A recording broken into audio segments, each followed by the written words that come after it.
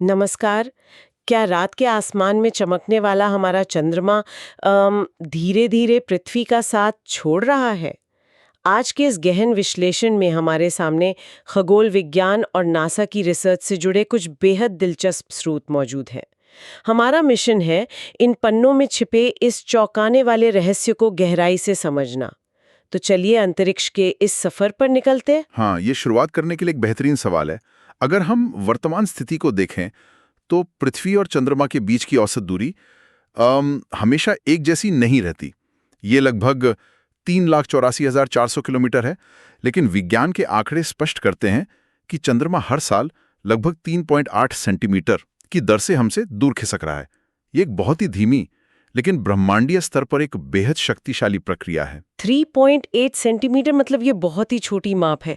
जब मैं इन शोध पत्रों को पढ़ रही थी तो मुझे सबसे ज्यादा हैरानी इसी बात पर हुई कि वैज्ञानिक अंतरिक्ष में इतनी बारीक दूरी नापते कैसे हैं। इतनी दूर की चीज के लिए सेंटीमीटर का हिसाब लगाना कोई मामूली बात तो नहीं है। बिल्कुल नहीं।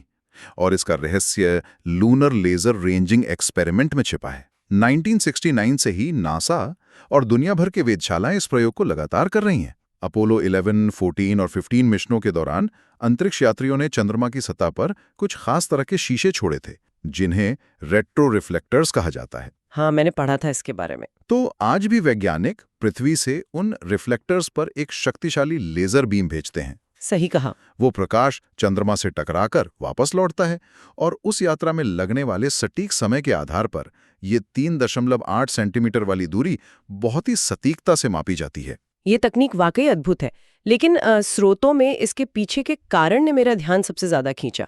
इसका संबंध हमारे महासागरों में आने वाले ज्वार भाटा यानी टाइडल फोर्सेस से बताया गया है। इसे विज्ञान की भाषा में टाइडल एक्सेलरेशन कहते हैं।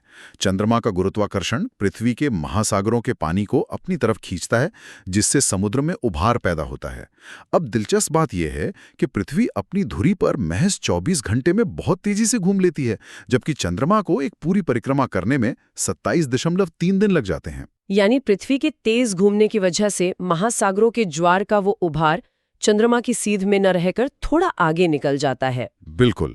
और इसी खिंचाव की वजह से एक अनोखी ब्रह्मांडीय घटना होती है। आगे निकला हुआ पानी का ये उभार चंद्रमा पर अपना गुरुत्वाकर्षण डालता है।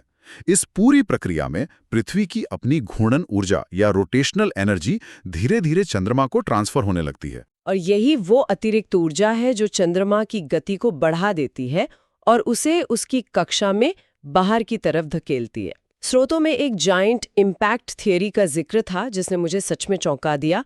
करीब 4.5 अरब साल पहले थिया नाम का एक ग्रह के आकार का पिंड पृथ्वी से टकराया था और उसी महाटक्कर के मलबे से चंद्रमा बना। उसमें लिखा था कि शुरुआत में चंद्रमा पृथ्वी से मुश्किल से 20 से 30 हजार किलोमीटर दूर था। जरा सोचिए उस समय आसमान में चांद कितना विशाल दिखाई देता होगा। वो नजारा वाकई अकल्पनीय रहा होगा। उस समय चंद्रमा इतना करीब था कि पृथ्वी पर ज्वार भाटा आज के मुकाबले हजारों गुना ज्यादा ऊंचे उठते होंगे। इसके अलावा चंद्रमा के दूर जाने से हमारी पृथ्वी की ऊर्जा कम हो रही है, जिससे पृथ्वी के घूमने की गति भी लगातार धीमी पड़ रही है। मतलब हमारे दिन लगातार लंबे हो रहे हैं। हाँ बिल्कुल। डायनासोर के समय यानी करीब 7 करोड़ साल पहले एक दिन 24 घंटे का नहीं बल्कि 23.5 घंटे का ही होता था। आज भी हमारा दिन की लंबाई हर सदी में 1.7 मिलीसेकंड बढ़ रही है। ये ब्रह्मांड का पैमाना है जहां छोटे छोटे बदलाव करोड़ों सालों में इतना बड़ा असर डालते हैं। ये तो बात हुई अतीत की, लेकिन जब मैंने इन शोध पत्रों के अंत में भविष्य के अनुमानों को पढ़ा तो वो और भी दिलचस्प लगे। सैद्धांतिक रूप से लगभग 50 अरब साल बाद एक ऐसी स्थिति आ सकती है जिसे टाइडल लॉक कहा जाता है। उस अवस्था में पृथ्वी का घूमना इतना धीमा हो जाएगा कि पृथ्वी का एक ही हिस्सा हमेशा चंद्रमा की तरफ रहेगा। जिस तरह आज हम चंद्रमा का सिर्फ एक ही चेहरा देखते हैं, उसी तरह भविष्य में पृथ्वी भी चंद्रमा के साथ हमेशा के लिए लॉक हो जाएगी। लेकिन एक और तथ्य है जो थोड़ा डरावना है। इन 50 अरब सालों तक पहुंचने से बहुत पहले ही लगभग 5 अरब साल बाद हमारा अपना सूर्य एक रेड जायंट बन जाएगा। इसका मतलब है कि सूर्य का आकार इतना भयानक रूप से फैल जाएगा कि वो शायद बुध, शुक्र और हमारी पृथ्वी को ही निगल ले। यह तथ्य हमें एहसास दिलाता है कि ब्रह्मांड कितना विशाल है और उसके सामने हमारी दुनिया का समय कितना सीमित है। इन ब्रह्मांडीय घटनाओं का चक्र हमारे अस्तित्व से कहीं ज्यादा बड़ा है। तब शायद चंद्रमा और पृथ्वी का ये खेल देखने के लिए जीवन ही मौजूद ना रहे।